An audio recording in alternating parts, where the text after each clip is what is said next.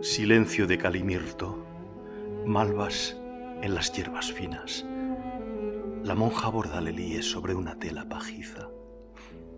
Vuelan en la araña gris 7 pájaros del prisma.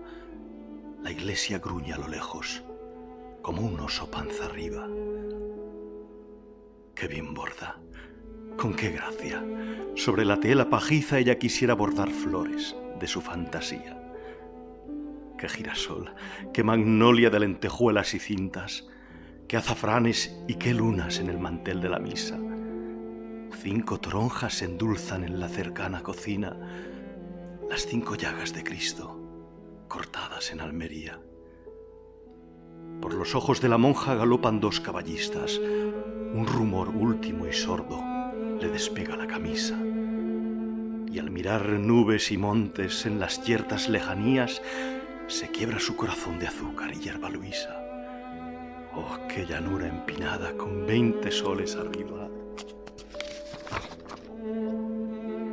Qué ríos puestos de pie vislumbra su fantasía, pero sigue con sus flores, mientras que de pie, en la brisa, la luz juega al ajedrez alto de la celosía.